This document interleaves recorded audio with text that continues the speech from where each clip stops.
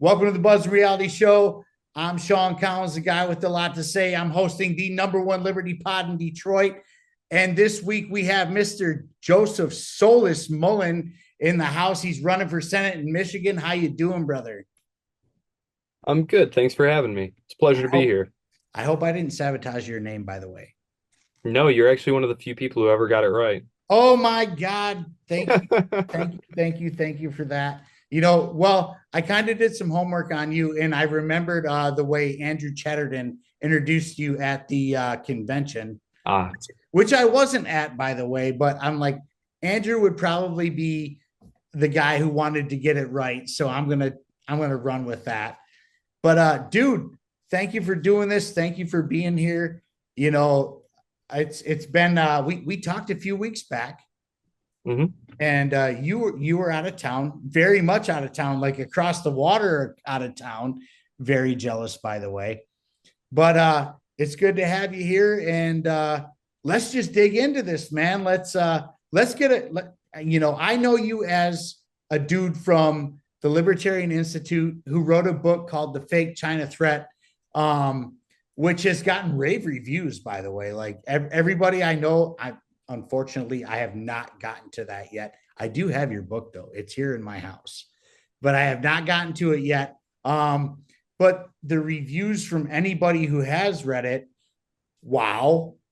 And let's just dig in, man. Let's give us a history about you. Tell us, what you're about, because this is important. 70% of my listeners come from Michigan. So this is a big deal.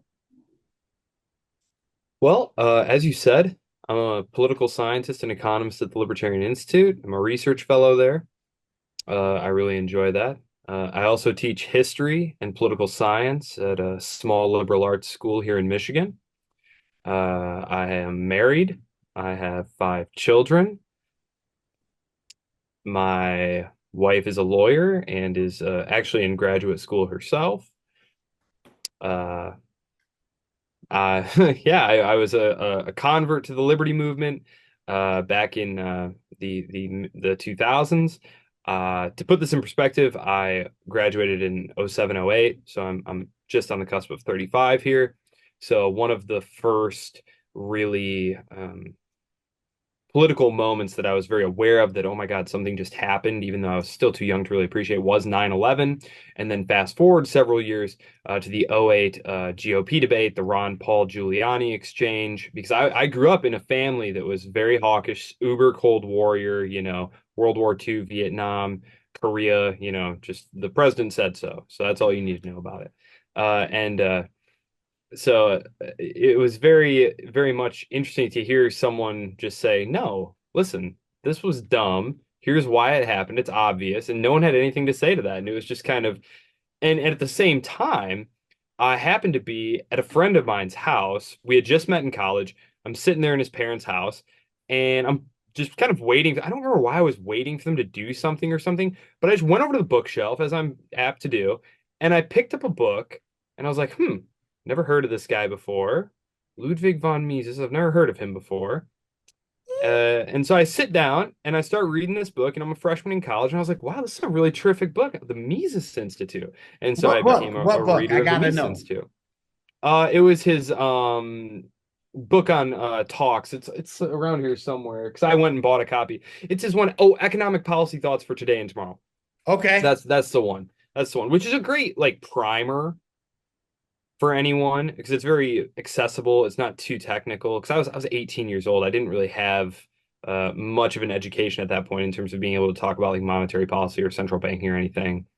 But then obviously I read Murray Rothbard's Anatomy of the State, which really struck a chord. I see the great flag behind you there. That's a real winner. So yeah, and from there I just kind of moved into a lot of reading. I was in college forever. I have a lot of graduate degrees and a lot of kids. So time just kind of passed and that was it. So yeah, I'm here. It's true. I am running for the Senate seat here in Michigan as a form of protest against the choices that we have been presented with. Who I think Alyssa Slotkin and Mike Rogers, for those who do not know this, they are the Democrat and Republican who are running. They represent to me a perfect encapsulation of the Uniparty, everything that is basically wrong with the political establishment in Washington, D.C. And so the goal of our campaign is to highlight that by drawing a sharp distinction between us and really them, because it's true. Some Democrats and Republicans are kind of far apart, but Alyssa Slotkin and Mike Rogers are very, very close to one another, which is probably not surprising given that one is a former CIA agent and the other one is a former FBI agent. So, Well, the funny thing, I'm so glad you brought that up because like she literally is a former CIA agent, but under the two worst regimes that you could ever be a part of a CIA agent. God, get that out. Say that 10 times loud, CIA agent, blah, blah, blah. But no, Alyssa Slotkin was a CIA agent under Bush and Obama, two of the murder cult's finest, really.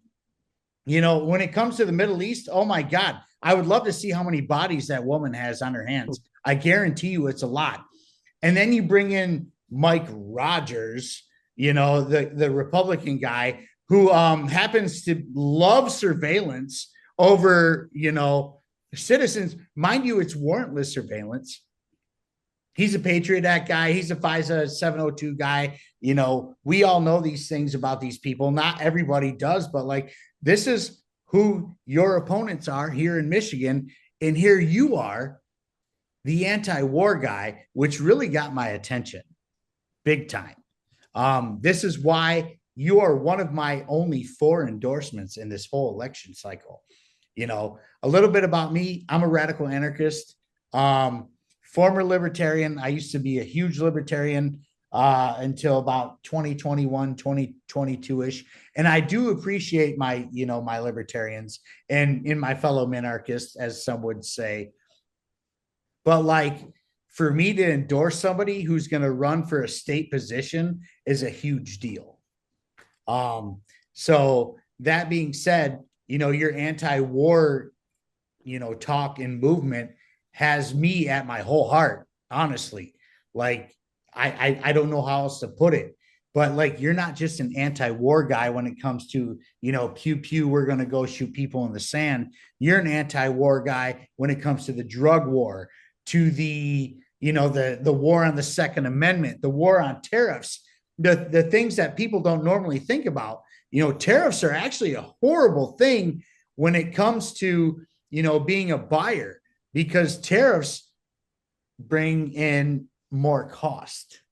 And people, and a lot of people will cheer it on and be like, hey, we got to have these tariffs to stick it to the man in China or stick it to the man in Italy or whoever's bringing things across the pond. But at the end of the day, as consumers, we're paying more money because of those tariffs, and the normies of the world don't understand it. So take us into that a little bit. well, first, thank you for your endorsement. I do appreciate it, and I think the best qualifier, I think the thing that makes me the most qualified to serve is the fact that I don't want to. I have no interest in public office, and I'm a strong believer in the fact that if someone wants to be in power, then you should not trust them. If you have to have government and you have to have people in a position of power, I think we are much better off doing it by random lottery. Like if you ask me, okay, snap your fingers and you set it up, it's going to be multi-party proportional, and we're literally just going to draw. We're just going to draw people, and it's going to be term limited out. The whole idea that, oh, we lose so much, because I'm an academic, so like I do get into these like arguments with people in like papers and stuff, and it's like, well, there's a lot of institutional knowledge is lost. It's like being corrupt and knowing how to take money from people and which lobbyists are supposed to write which bills. If that's institutional knowledge that we're losing by chucking people out, then all the better for it. I would literally feel much better knowing that just some random person was now the senator. You know what I mean? I feel like, so that they had me fill out something for Ballotopedia, and it asked me like, why do you think you're qualified to be senator? And it was like, because I don't want to be. I don't want to be. So if you look at Ballotopedia on Friday when this comes out, if you search me, you'll get some rather flippant answers in that regard, because obviously I don't want to work for the state or be part of the regime. I view my candidacy as a way to draw sharp contours. You talked about FISA 702. when Alyssa Slotkin and Mike Rogers get on that stage, or when they get into back and forth and stuff, that is literally never going to come up, and the average voter knows nothing about it. And so our job, my job, my team's job is to try and force this into a conversation, to make them answer questions about it. Now, Mike Rogers has no problem answering these questions about it. He's on the record saying that the Patriot Act is weak and not strong enough, and Americans just don't understand how in danger they are if the government isn't allowed to know everything they're doing. And are you hiding something? Is that why you don't want the government to know? Mike Rogers is just awful on that. He's even worse. Like Slotkin is bad on it too, but like Mike Rogers seems to really be passionate about surveilling you. He's very passionate about it. But no, that you bring that stuff up. Like these are things that you and I know about, that we care about, but that the average voter, they're busy. They're busy. People are working multiple jobs, hustling around. I mean, anyone who has gone shopping in the last few years. But then again, inflation, so the cost of food. But like, where is inflation? Where does it come from? You have all these narratives, most of which are just untrue. That greedflation, that's what's doing it. No, Yes. just literally look at the M2, look at the money supply. The Federal Reserve literally has to publish this data. Just look at it and just draw a basic supply and demand chart for yourself. But again, like most people don't know this, they don't know where to look for this information. That's the thing about living in the United States, living in a quote unquote open society, is we do have wonderful access to information. The thing is you have to know where to look for it. You have to know to look for it, where to look for it, how to look for it, how to process the information. And they release so much data, so much information. It's constant. It's a constant deluge of information where the average person has no clue where to look or start. So it's a form of obfuscation. It's being so open and transparent in order to obfuscate what's really going on, in a way. Which is what's happening in real time, except the normies aren't willing to just click on a couple links and find out the truth. They just want to be spoon fed the shit that is brought in through mainstream media. You know, when it comes to surveillance, like the Republican Party itself loves surveillance. They, well, the Democrats do too, but like the Republican Party is really the ones who brought the Patriot Act into a thing. And they're the real ones who brought FISA 702, into fruition, which is Patriot Act 2.0. So, now we have the Democrats in here who are, willing to take away innovation. We have, seriously, Kamala Harris, our presidential candidate under the Democratic name, which never even got picked by delegates, by the way, but we don't need to get into all that. I just need to throw that in a little bit. But she's literally out there in the open saying, hey, we need to snatch patents, take away, even though she's literally saying we need more innovation in this country, but we're going to take away patents. Where's somebody who's going to say no to this? And this is where people like you are going to come in and be like, hey, no, we're not doing this. So take us into that a little bit, because libertarians are more no people than we are yes people. Yes, I oppose whatever it is already. No, this ties in well with what you were saying about tariffs. Okay, so if we want innovation, if we want growth, we need competition. Lack of intellectual property rights, lack of protections for people who are innovators. Those are things that the Democrats are bad at. They want to raise the corporate tax rate to the point where companies are not going to want to dump huge amounts of money into R&D, et cetera, et cetera. On the other side, on the flip side, so because that's all very obvious, I feel like if you explain this to the average person, it's pretty obvious. Although maybe not so obvious to some people. I guess I shouldn't say that. On the other side, though, you have tariffs, and it's not so obvious how these maybe impact competitiveness and innovation. But what tariffs are is they're a tax paid by consumers to keep products of another country out. So what does this do? What it does is it raises the cost domestically that we are going to pay, because it increases the market power of domestic firms. So these domestic firms now have protection from competition. There is less incentive for them to innovate, because why do they need to innovate? They have protection. And if you look at the American economy and the way that it has become really cartelized through massive mergers, look, the state, and we live in a corporate state. Like the relationship between government and the financial sector and the corporate sector is all very, very tight. It's very tight, and they mutually benefit from one another. And so all of these are things that are to be resisted. Number one, resources that go into government are unproductive since government creates nothing. Number two, using the government to pad your profit margins is not going to benefit consumers or the American economy in the long term. However, and this is something important that as an economist I often talk about that I think it's ignored a lot, and that is the incentive structures that individuals face. And this goes to like choice architecture and behavioral economics. If you put someone in a situation where there are several options and you assume that they are trying to maximize their own individual outcome, some choice architectures are simply going to be better than others.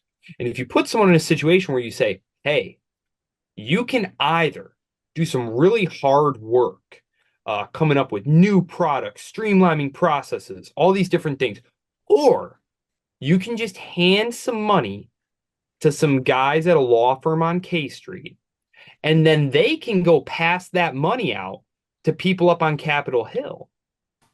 And you'll get the same return anyway.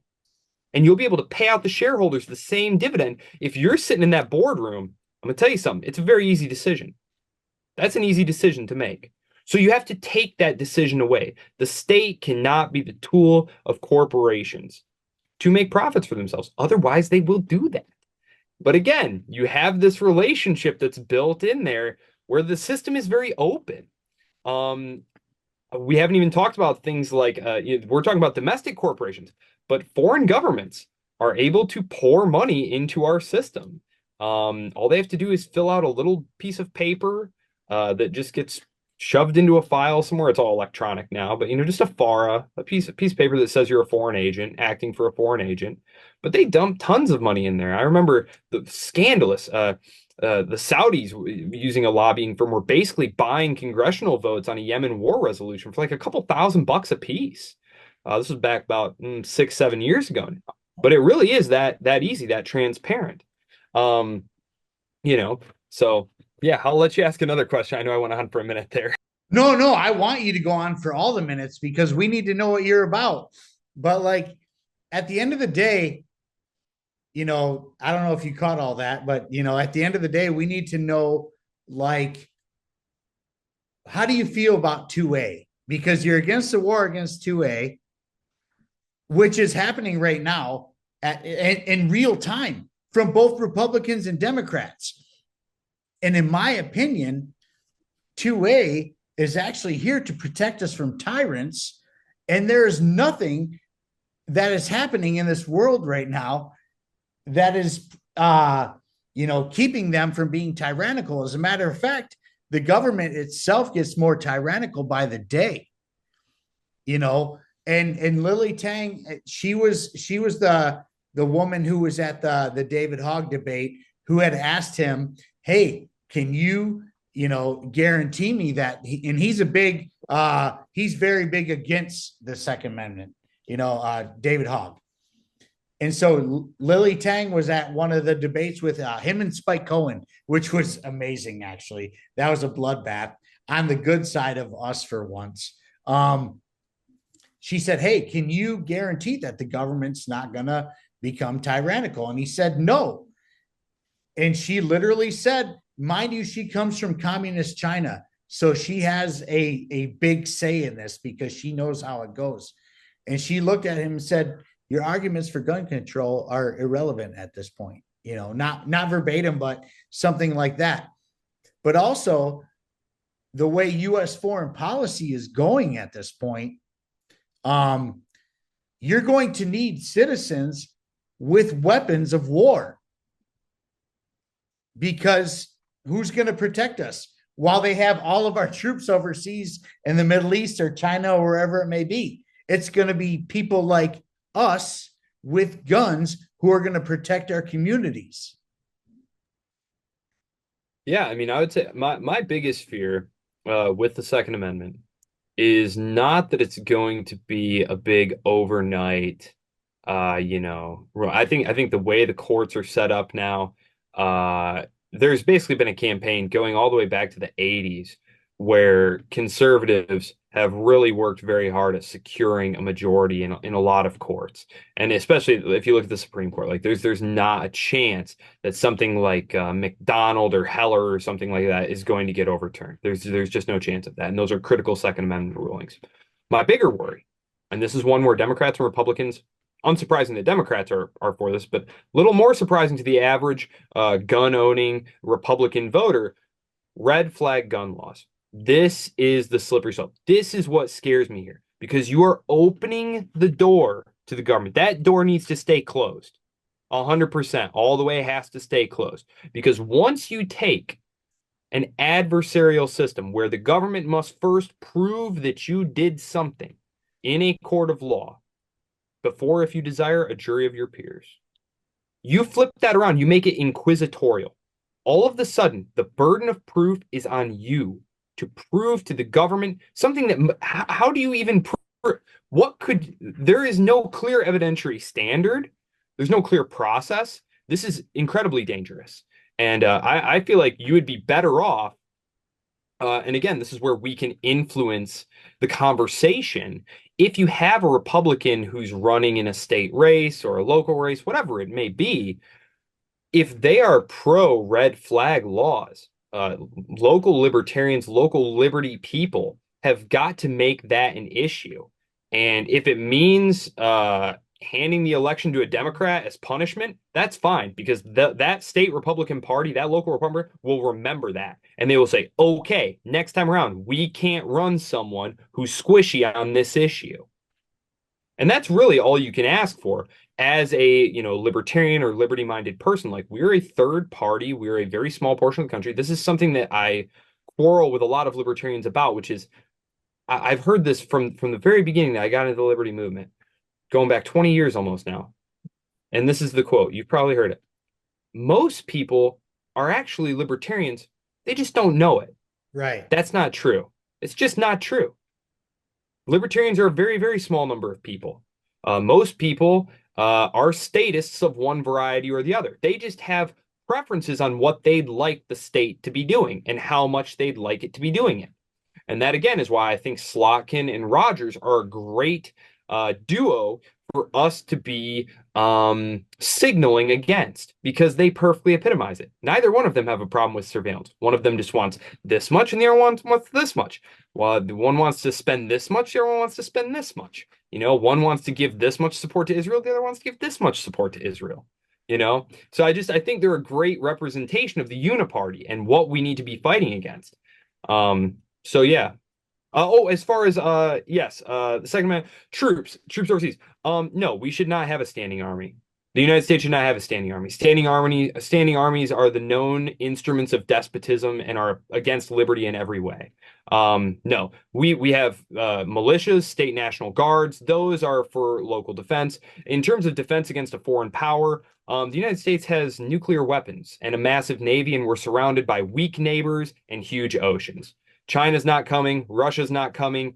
Canada, come on. Mexico, come on. No. We are blessed. We are one of the few places that actual liberty can exist. And it is in part a function of geography. Poland, blessed Poland. I love Poland. I have a lot of Polish friends. My paternal grandparents are Polish. Poland can never be really a land of liberty because who is it sandwiched between, right? Right. I was just chatting with a Pole the other day, and he said, thank goodness for the Americans, because, got the Russians on one side, got the Germans on the other side. He's talking to me about this, because I said, you probably a pretty big NATO fan. He was like, oh, yeah, you bet I am. Oh, my God. Because, of course, what is NATO for? To keep the Russians out and the Germans down. So if you're a Pole, of course you love NATO. So I just thought it was funny. Well, that is funny because, we are allies. Well, the United States is NATO, period. Yeah, The United States is the basically. one who forks over all the cash for it. They're the Yeah. ones who lead it. As far as, the whole Russian and Germany thing go, well, to be quite honest with you, in my opinion, um, what Russia is doing to Ukraine, they are not totally off base when it comes to that. That's just my own personal thing, not yours. I'm not trying to speak for you or anything like that, but they're literally trying to keep the devil off their doorstep. NATO is the devil. There's no secret that since the birth of NATO, we have been at war and it's never stopped. And that has to do with central banking. It all ties into central banking, but NATO is not your friend. The UN is not your friend. As a matter of fact, they're very much your enemy because they're the ones who are taking US dollars, taxpayer money, but also, provoking wars in other countries just for capitalization. Like all these wars that the United States are either involved in, whether they be on boots on the ground or proxy, have nothing to do with anything to do with liberty or freedom or anything above for the United States. It's about modern day capitalization and planning central banks for their friends. Yeah, I mean, I'm obviously opposed to US membership in NATO. I do think for the Europeans' own good, it would be well if they could come up with some kind of unified security framework, ideally one that included Russia, although I think that's probably maybe not, who knows? I mean, it's hard to know what the Russian perspective on that would be. If the United States were to withdraw from NATO and then a coalition of like Germany and France came to them and said, "Hey, listen, sorry about that. We weren't really in charge of that deal. We obviously don't want to be fighting with you right on our doorstep. We get most of our gas from you." I mean, I don't know. This is all kind of counterfactual stuff. Obviously, the United States is in no harm from any country in the world anywhere. And when you hear about how democracy is on the line in Ukraine, and if it's on the line in Ukraine, it's on the line all over the world, well, then democracy is pretty weak. And it's clear that it's not actually on the line there, right? Like they were more corrupt. They were rated as more corrupt than Russia itself on the eve of the invasion. So again, like, and I've written plenty of articles about that. People can look and see what I've said about these things. I'm obviously anti-intervention. I'm anti-intervention in the Ukraine conflict. I'm anti-intervention over Taiwan. I'm anti-intervention over Israel. I'm anti-intervention everywhere. We do not need to get involved in any of these things. If you look at most of the problems in the world, it's actually stuff that we did. We made these problems, not us personally, but like Washington made most of these problems, and they've just festered and continued to carry on. And you could argue the cynics. I know a couple of people who argue that it's like a make work project, that it's like making problems to solve and then making them worse so that you just keep having a job. I don't know that I actually agree with that, but I do see that is exactly what's happening. I mean, it's hard to ignore that the average federal employee makes twice the average wage of a private sector worker. We're talking six figures with full bennies for government work, right? Plus Can't be lobbyists. fired. Yeah, I mean, you can't be fired. I mean, it's total job security. And again, this goes back to what you were saying as far as being able to print money. There is no way that the United States government could tax its citizens annually what they would need to support this grotesque monstrosity that they have saddled us with. And so it's basically just a shell game where they just keep printing more and more money. The Federal Reserve takes more and more of it onto their balance sheet. They inflate away some of the value, and every 50, 60 years or so, they're just going to default on it. This happened in the 30s, this happened in the 70s, and we're kind of just waiting for it to happen now.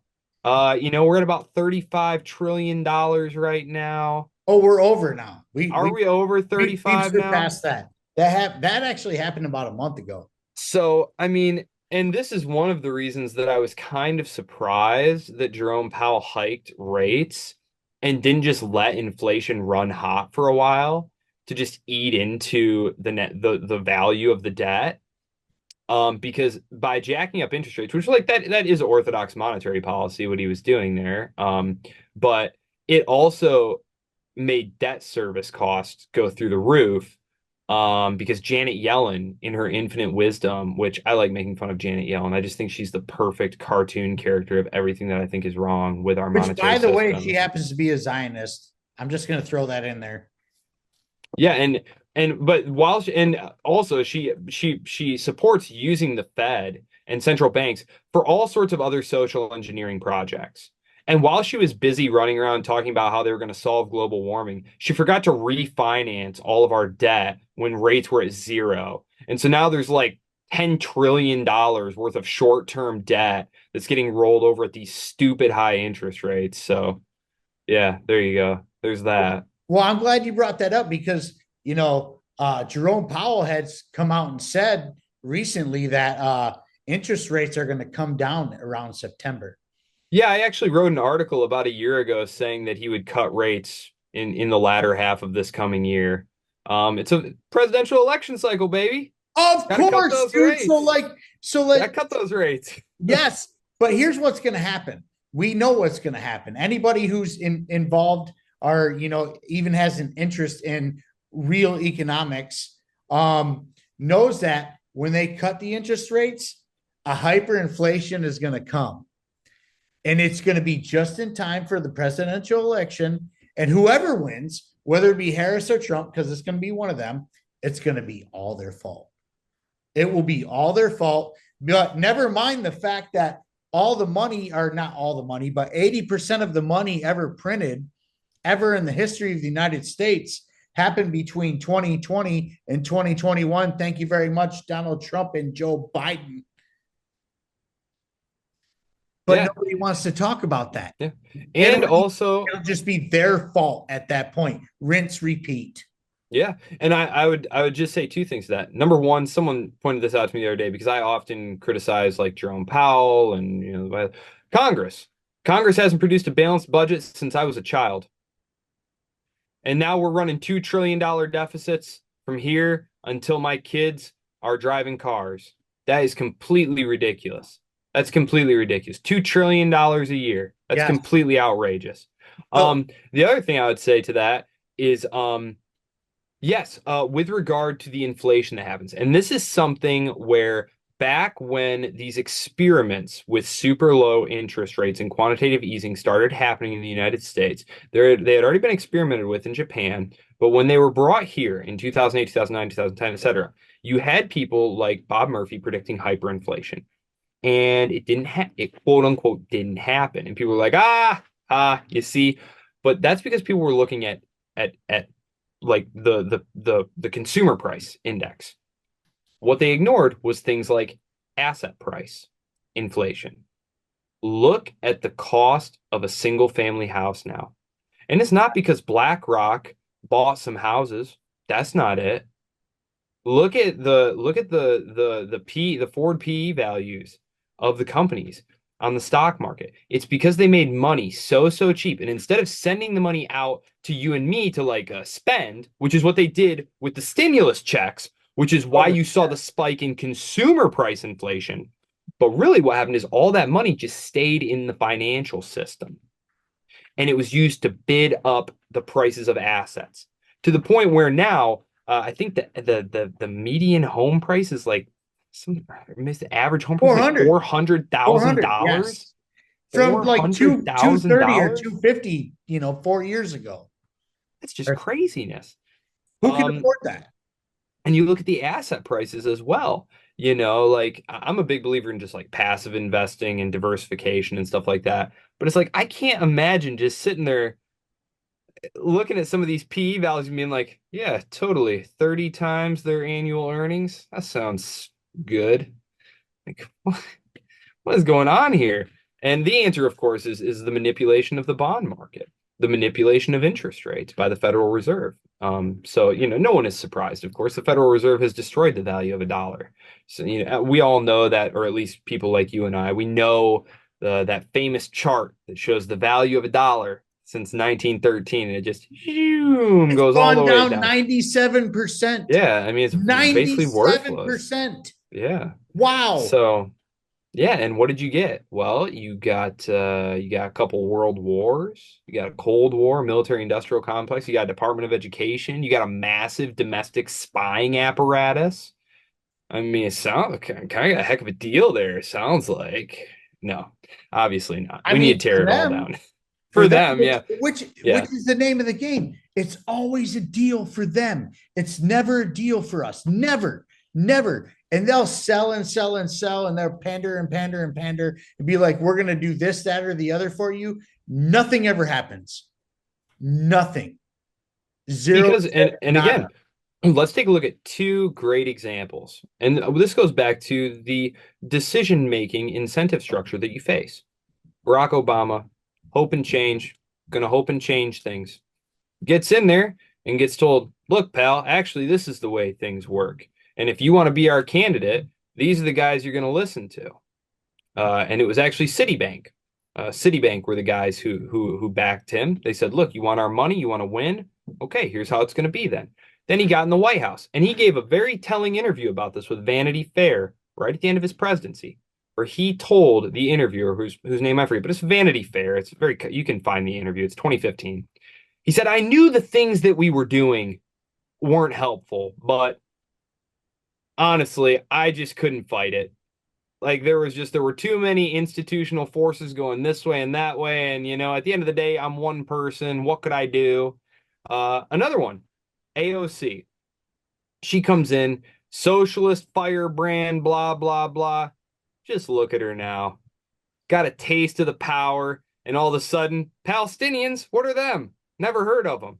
Look, Kamala Harris and Joe Biden are doing a great job. Genocide, come on, don't listen. That's just a talking point. And it's like, wow, wow, right? Because you remember her coming in, and it was like, Oh, she seems like a real true believer. This one, right off the streets. No, done. She's because goner. they all sell to the regime. And Yeah. and to bring up your point, like, and I don't want it to mean this to like to me any type of way, but like it's Israel. It's literally Israel. Like they literally have their hands in everything we do in foreign policy. They literally have their hands in the central banking system. They own the media, they own the music industry. It's no wonder they own everything where like they own the narrative that they're literally, you know, grabbing people and saying, "Hey, this is the right way to go," when really people don't even know what they're getting into. Like Jim Morrison said it best. He who controls the media controls the mind. Who controls the media? Israel. Who controls the war machine? Israel. Who controls our government?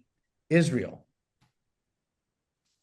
Well, I think Israel has been very effective in using the very openness of our system to get what they want. I mean, there have been so many books written about this, and so I feel like I'm not really like some kind of scholar on this subject, but I've read all these books, and so it's very interesting to me the way that the relationship evolved. So I'm doing a talk on this here in the Dearborn area in a couple of weeks, I'll be there. and so I had to go back and take a look. I had to go back and take a look at how the history of the relationship evolved. And what I found was pretty interesting because I found some like kind of esoteric stuff that I probably won't bring up. Like there was a resolution in like the 1850s, another one in like the 1890s, giving like nominal support to like Jewish rights in other countries, like in Tsarist Russia, where there were a lot of pogroms and things like that. But what I found is that from the 40s to the 50s, up until the Kennedy administration, you had a very delicate balancing act going on in terms of like refusing to sell arms to Israel, for example, Yeah. forcing them to back down during the Suez Crisis. The relationship, though, gradually evolves, and the Israeli government and its sympathizers in the United States set up this network of outreach groups, of think tanks, of lobbying groups, where all of a sudden you have quote unquote experts who literally take Israel's side on every issue, no matter what, and they've got standing space in all the major papers. And again, when it comes to foreign policy, it's such a small okay, so like something big is going on in foreign policy. War in Ukraine, right? Oh my God, it's the biggest thing ever. 2022, an election year, right? Midterm year. By the time the midterms come around, where's foreign policy on the list of voters' priorities? Barely in the top 10. Right. And this is like a huge deal, like as big as it gets. And it's still like barely in the top 10, right? And it's because what we have here, and this is just another economics problem, it's diffuse costs, concentrated benefits, right? Israel wants its 5 billion free dollars a year, right? And so it's willing to invest $20 million in lobbying efforts. Because what's the difference between a million and a billion? Basically a billion. If I tell, yeah, like, right? Like $20 million is like, wow, that's a lot of money. No, it's not if you get $5 billion. The same thing is going on in the defense industry, right? You have groups like Lockheed Martin who hand $10 million to the American Enterprise Institute. It's like, wow, 10 million bucks. That's a lot of money. It's like, no, it's not. Because the American Enterprise Institute then writes papers telling Congress people, oh my God, you better buy this new F-35 fighter or we're all going to be speaking Chinese before you know it. And now they've got a $1 trillion project on their hands. You know what I mean? So it's, again, it's so, I would almost say funny, but it's obviously not funny. It's terrible that we got into this like dystopian nightmare, but at the same time, it's all rather transparent and it's all happening right out in the open. And I've like met these people and talked to them, and they don't view what they're doing as like evil or bad. Like they've got a mortgage to pay, and these are good American manufacturing jobs, and don't you know how dangerous China is and stuff? And it's like, wow, like we're in such a pickle here. Like, Well, the funny thing is, the American government, the US government would be like, China's a huge threat. Russia's a huge threat. Anywhere in the Middle East is a huge threat, other than Israel. Sorry, not anywhere, but everywhere except Israel is a huge threat. But really, in the grand scheme of things, our biggest threat here in the United States is the United States government. Their policies, their taxation, and everything that come along with it makes us less safe. We literally have Russian ships, cruising around towards Cuba right now. We literally just had recently China and Russian planes hovering around Alaska that had to be chased out of there. Why are they doing this? Because we won't leave them alone. That's why they're doing this. The term blowback has been an old term. Ron Paul talked about it, forever, decades ago. And it's happening in real time. And people will be like, well, we need to, defend this person. We need to defend this person. For what? What did they do to help us? Who came to help us after 9/11, even though that was an inside job? But if you want to be one of those believers in 9/11, who came to help us? No one. We were on our own. We had to go deal with that shit. well, ironically, the first person to call George W. Bush and offer his help was Vladimir Putin. He took a huge political risk and it blew up in his face and caused him a lot of problems because he called George W. Bush and he said, hey, you need help? I got you, because we have our own problem with Islamic terrorism here. It flies under the radar a lot because it doesn't get a lot of publicity. Oh, But you mean when Russia, the United States was literally funding Osama bin Laden against his war against Russia? You mean that? Because that was what even more recently, in the 1990s in Chechnya, and then there was the massive theater attack and the school attack. There was just a prison takeover in the news this past week. A bunch of like Central Asian ISIS guys. Like there's a very large Muslim population in Russia. And so Vladimir Putin was like, "Oh my God, okay, we are on the same side now. You understand that funding Islamic terrorism is not a good idea, and maybe we can work together to fight this." And then George W. Bush went ahead and expanded NATO right in his face, huge middle finger, after Wasn't that Putin right had. around the time that Russia actually tried to get into NATO? They said, "Hey, we would like to come into NATO." There was one caveat that they had. They said, because we have all these nukes, can we get to the front of the line? And they got Yep. laughed out. Was that right around that hmm time then? it was after that. So Boris Yeltsin asked that, and then Putin, when he got in power, asked that, and then 9/11 happened, and then Putin opened up those air bases and stuff for the Americans to use in their attack on Afghanistan. And then the NATO expansion happened. And then of course you have the Bucharest summit that happens right after that, and the Munich Security Conference where Putin has been slapped repeatedly, basically. And he kind of flips out about it, kind of rightly so. If you've never watched the Munich Security Conference recording where Putin goes off about NATO and who is this expansion directed at, and yeah. So I mean, and then right after that, of course, they get into a fight with Georgia, which it's pretty well acknowledged now that the Georgians picked that fight, Let me not ask you a Georgia, our question. Georgia. I Let me always ask you a question real add that quick. disclaimer. Yeah. Was that when after that, after the US kind of shot them down for the NATO thing, hmm you know, is that when I guess the question would be the real beef between the United States? Well, I shouldn't say the real beef, because the real beef actually happened in the 80s in the Cold War. Reagan started all this. This is what a lot of people don't understand. Scott Horton's talked about this a bunch, and he's going to have a book coming out real soon about this. I can't wait. hmm But Reagan actually is the one who started this whole situation with Russia, you know, dating to now, I guess, because we had a beef with Russia before, but it wasn't nearly as intense as it was during the Cold War with Reagan and all that. A lot of people want to point to Reagan to be this super, peace guy and this super Republican and stuff like that. But really, he caved to the war machine on more times than that.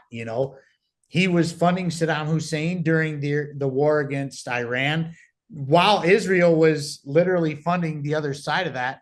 Wow. We're allies though, right? Huh? Well, I think that was us doing it using the Israelis as a cutout.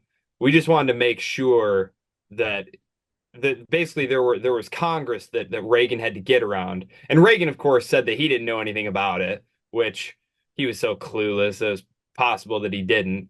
But no, really, it was the US was helping both sides, but they needed the Israelis to help the Iranians for them, passing stuff to them for them. And then they were turning around and funneling that money back into the Contra operation they had in Central America. But what they were trying to do there was bleed Iran and Iraq simultaneously. So if they saw that Iran was getting the upper hand, they'd up their support for Saddam. And if they saw that Saddam was getting the upper hand, they'd increase their support for the Ayatollah and stuff. And they were using Israel to do that.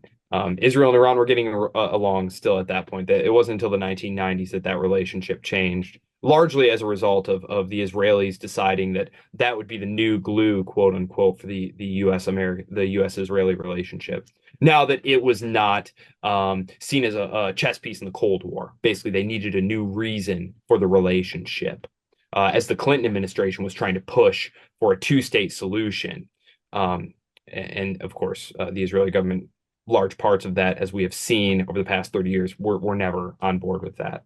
Even though there is a segment of Israeli society that would like to do a two-state solution, it will simply never happen, because the hard edge, the radical ones. I mean, it's just not going to happen. I actually was just talking with an Israeli journalist a few months ago, who writes at Haaretz, and he was saying, like there are plenty of us who would love to just trade Gaza and the West Bank for an end to all of this, but like it's just never going to happen, because basically the demography. We've seen this in our own societies. The really liberal progressives, what do they start doing? Not having kids, right?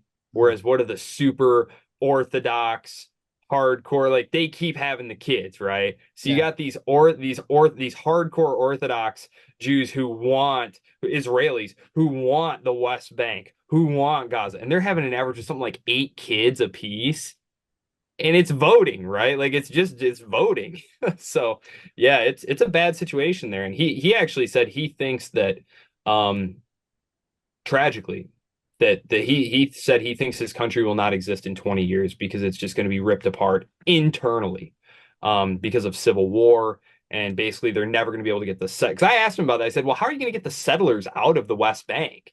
Wouldn't they like fight the government? And he was like, oh, yeah, they would absolutely fight the government to stay in the West Bank. So it's like, it's a huge mess. And I won't pretend like I have any clue how to solve that. But I also feel like the United States should not be involved in it.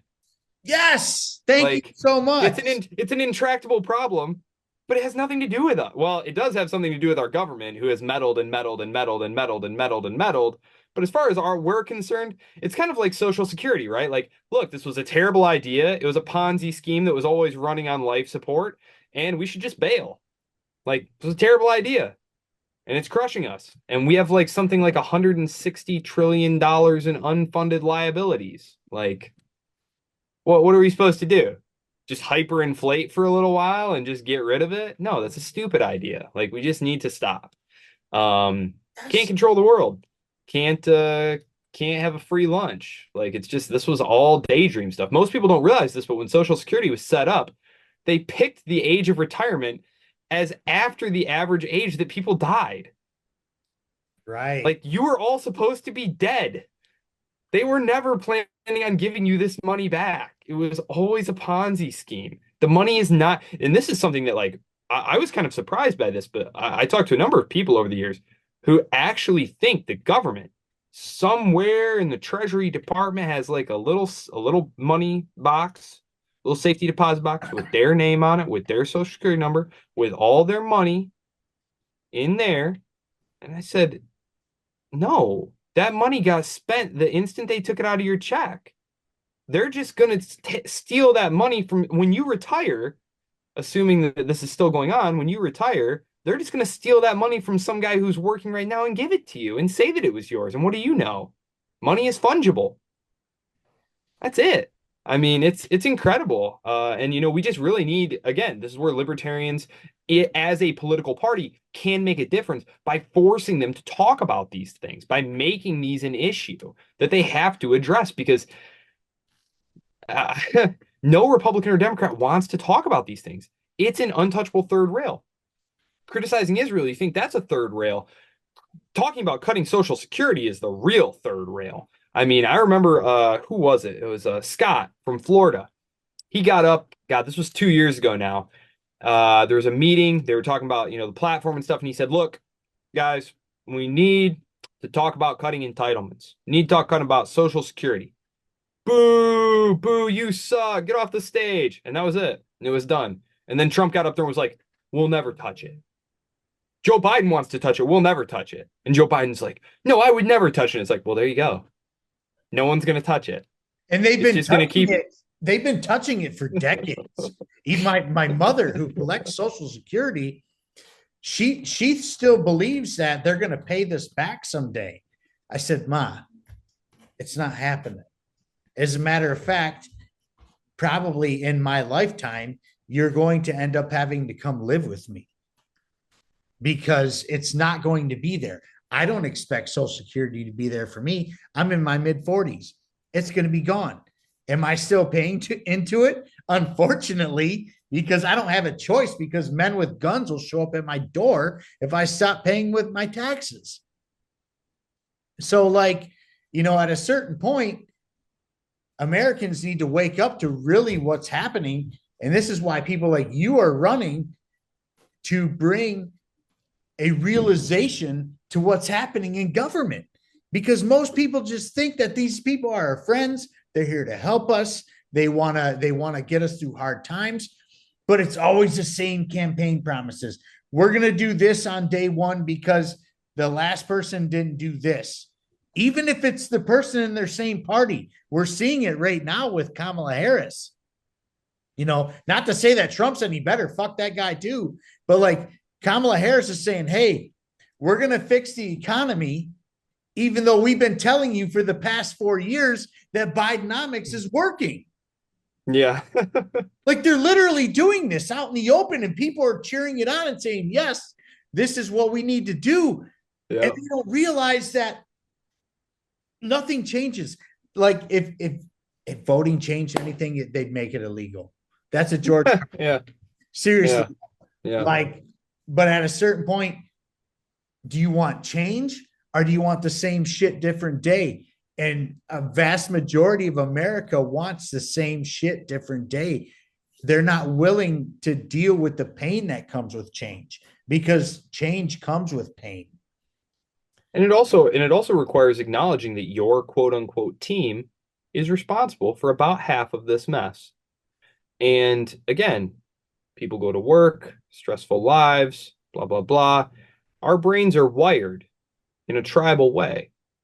I'm by no means an expert on this. I've read several books on the sort of the psychology of politics, though, and it seems to me backed up by a good amount of laboratory research in terms of like experimental testing. Like people want someone to blame. They like having a team that they're on and cheering for their team. And there are all sorts of, neurological benefits to that in terms of like the chemical release that your brain gives off when, your side wins, or, oh, hate that other side. Yeah, I mean, it sounds crazy because if you just look at it objectively, Donald Trump, under his administration, they printed even more money and spent even more money than Joe Biden's administration. I mean, they're neck and neck, but it's like, well, how can you act like they're night and day different? The foreign policies are no different. Like I feel like people, especially in like the liberty movement and libertarians, when they talk about foreign policy and they talk about Trump, they have this picture of Trump in their head from like 2015, right about 2015, where he was saying all this like pretty sound, reasonable stuff about foreign policy, about how we need to stop paying for other people's wars and we need to stop trying to do this and that and bring the troops home and stuff. Said some stuff like that, get along with Russia, but like just look at the 4 years that he was in the White House. He didn't do any of those things. Look at who he is surrounding himself with in the run-up to administration number two. It's not gonna change. Donald Trump's not anti-establishment. He is the GOP establishment. And he is surrounding himself with people like Mike Pompeo and Nikki Haley again. Dude, What are you talking about? the guy is a New York Democrat. He is a New York Democrat through and through. The man that actually enabled more gun measures than Barack Obama. The Republican who's supposed to be pro 2A enacted more gun measures than Barack Obama, the Democrat who said he was going to give you an assault weapon ban. Seriously. And all the red flag laws and the bump stock bans, which the Supreme Court just recently found that was unconstitutional. And this is your Republican candidate? We have two Democrats running against each other, just with different policies at this point. But hey, well, I mean, there is no serious choice between the parties, and this goes back to a really good book. I'm sure you've read it, with Murray Rothbard, The Fall of the American Right. Yes. Where he talks about the Taft wing, which was not perfect. Taft was a little bit more of a compromiser even than I like. But there was a real alternative. But essentially, the Rockefeller Eastern wing of the party used Eisenhower to capture the nomination, then handed that on to his vice president, Nixon, later on. And again, by that point, it was so entrenched in the DC power dynamics that no amount of voting was actually going to change the policy. The Uniparty had 30 years to entrench itself. Ronald Reagan comes storming in like he's going to change something. Read Dave Stockton's book about the failure of the Reagan Revolution. Reagan didn't change a thing. Like, to any conservatives out there who are listening who think Ronald Reagan is... He literally cheated to win. He set up a deal with Iran to hold them hostages. So he could win a fucking election. That is true. And even if you don't care about that and you still think, well, look, he was there to save America, like even if you believe that like that was just that, read that book and find all different. And he was a policy advisor, an economic policy advisor to Reagan. And he'll tell you spending exploded under Reagan. Reagan normalized the idea that like, hey, you gotta spend money. Deficit spending is okay. And he bred a whole generation of Republicans like Dick Cheney who said deficits don't matter. Deficits don't matter. And I just like live by that, you that to had, this day. yeah, and we're living with that to this day, because the Democrats always believed that deficits not only didn't matter, were a positive good. And once you had Republicans saying they don't matter, well, then, well, now it's over. The game's over now. Right. And when Trump, this is one of the reasons that I think Trump was so destructive is because he took the rage of the Tea Party Republicans who were very anti-government spending and he captured them as part of his movement. But Donald Trump has no opposition to spending money. Trump literally told Congress, just put together an infrastructure bill. I'll sign it, whatever's in it. Just make it a big price tag, real splashy. He just wants to make a deal, right? He just wants to be in the headlines as having done something. He has no philosophical objection to war. He has no philosophical objection to spending money. Honestly, I don't see a huge difference between a he and a Kamala Harris presidency. Educational stuff, yeah, but the states are really pushing back on that. So you'll wind up with a lot of different curriculums. Like I said, the Second Amendment, the Supreme Court, that's what the Supreme Court is going to do is play defense there. Like you said, they've already ruled the bump stock ban unconstitutional and things of that nature. Yeah, I mean the problem with Donald Trump is he is able to masquerade as some sort of like America first conservative champion of old values. Like what are you talking about? Like you say, he's a New York Democrat who loves to spend money and wants to bomb Iran and fight for Israel and go to war with China. Like get out of town. And the tariffs? You think inflation is bad now? If Donald Trump is able to enact the kind of tariff policy that he would like to enact, inflation's going to explode. Like, yes, Jerome Powell is probably going to cut rates by 25 basis points in September. I think 50 is probably not going to happen, but probably 25 points. Yeah. I mean, that's going to goose inflation a little bit in terms of CPI, but if this tariff policy happens, I mean, it's going to be catastrophic, especially in terms of like what it's going to do to the deficit. If he is able to make all of the cuts that he wants to make, like he floated the idea that like we'll fund the government on tariffs. And it was like, and I saw a couple people on social media who was like, well, we did it back in the 1890s. And it was like, yeah, you could have fit all the federal government employees in the 1890s in my office right here. You Right. know what I mean? It wasn't a problem. We didn't even have an army. When we Right. went to fight Spain, it was like, grab your guns, guys. Like, guys just off the street, just flooding down to Florida to go over to Cuba. Like, we didn't have an army at the time. Like, it was possible to do that at the time. Inflation will explode because the Congress is not going to stop spending money, which means the Federal Reserve is going to have to print the difference and take it onto its books. Guys, I mean, this is like end game stuff. Like, you want to see a hyperinflation? Like, we could see one, and it won't be in terms of houses that people can't afford or Ford stock at $30 a share with a forward PE of 100. It'll be wheelbarrows full of cash to go to the grocery store. Which of course none of us want to see, but like it's just these stupid policies. And what's he doing? Chasing votes in a swing state. He's not doing this because he thinks it's a real sound policy. He thinks it's a vote getting policy because he needs some Michigan votes. And the Michigan car makers, they don't want to compete with these Chinese EVs, Chinese automobiles. Have you seen the prices on some of these cars? They You can start at buy. like 35K. Oh, well, Whilst over 60% of Americans are living paycheck to paycheck. Like they can afford that shit. There are little Chinese electric EVs, like little SUVs that start at 13,000 American dollars. Wow. $13,000. You won't see that here ever. You'll never see that here. Nope. The American car, the auto unions will literally never allow that to happen here, Nope. you know? And so when you see these policies happening, this is what I always encourage people to do. Like, don't think we're all taught to think in terms of national interest and stuff like that. That's made up. That's a made up that's a collectivist construct that distracts you from the fact that individual politicians and policymakers are following their individual self-interest. And so when Donald Trump says, I'm going to raise tariffs on Chinese automakers and stuff to defend America, no, he's actually courting deliberate votes in a swing state in an election year. That's all that's happening there. And Yes. it's really that straightforward, you know.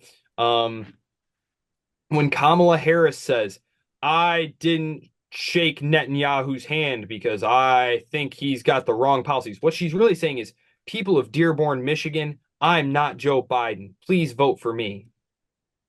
That's what it is. Yes. And that's what I would encourage people to see it as. Like it's just all about them. It's all about them. The amounts of money and power at stake in these elections for them personally is difficult to fathom.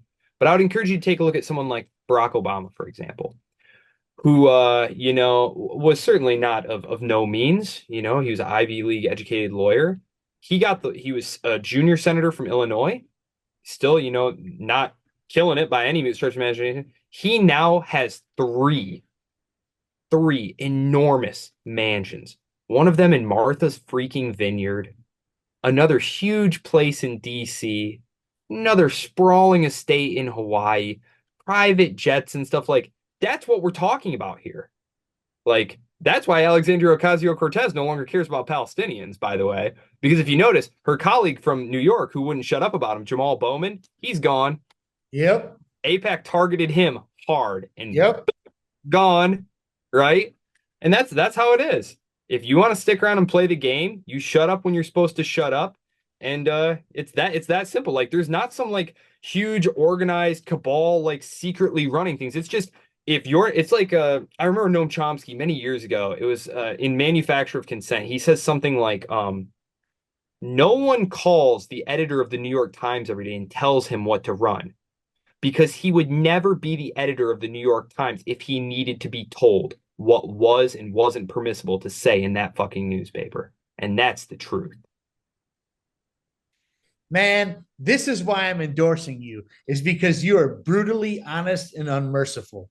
And I love that about you. Seriously, I sincerely mean that from the bottom of my heart, dude, because we need more people like you out there saying and doing what you're doing.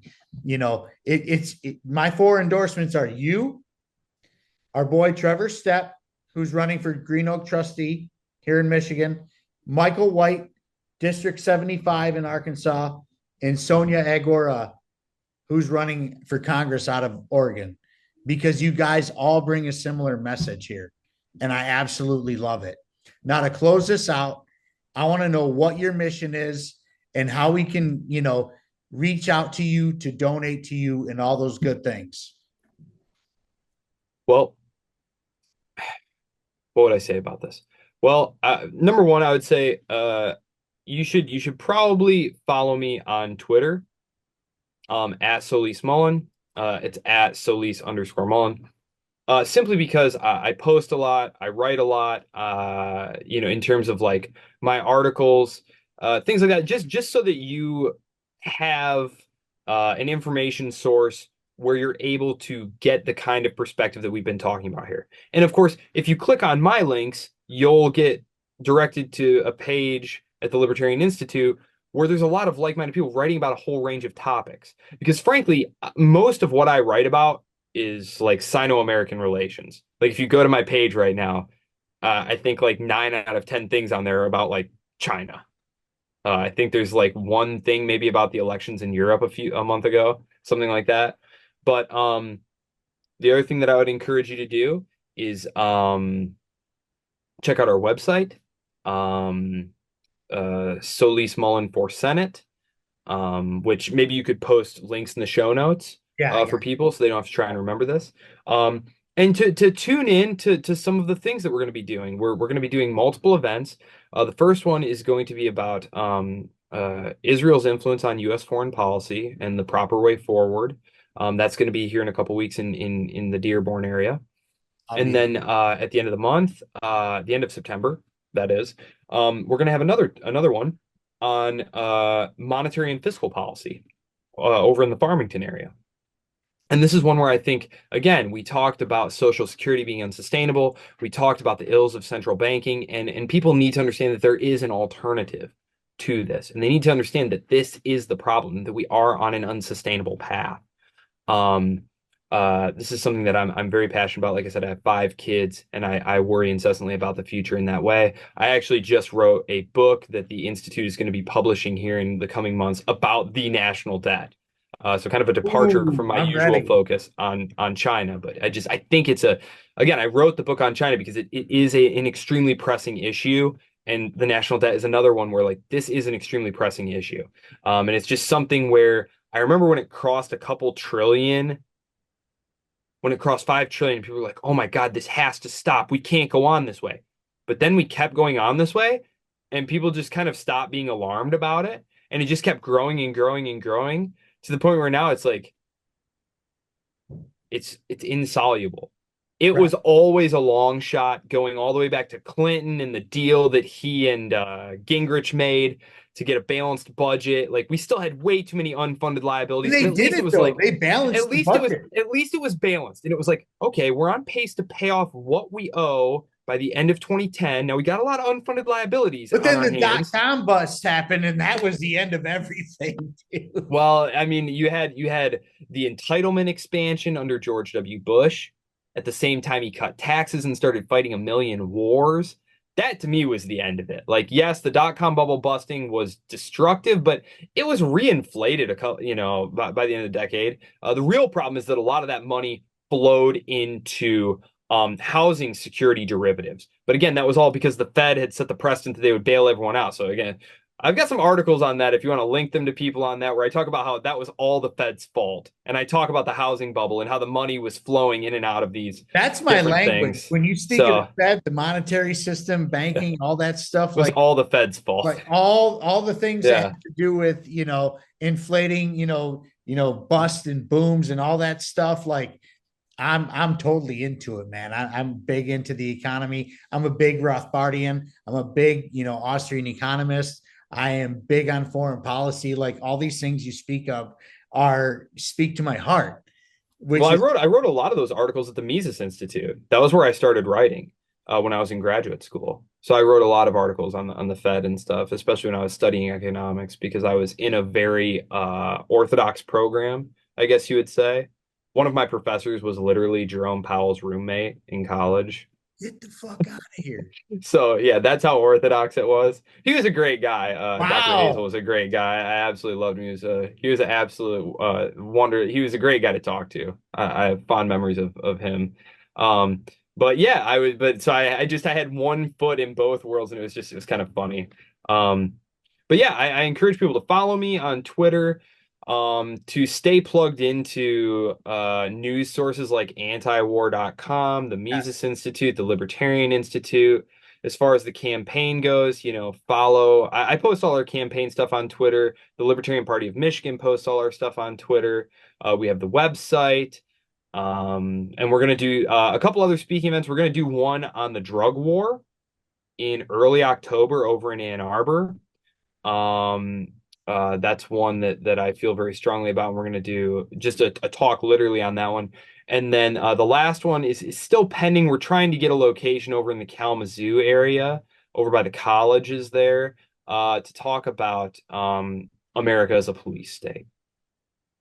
I love that, So, man. I and then love by that point, we're on the cusp of the election there.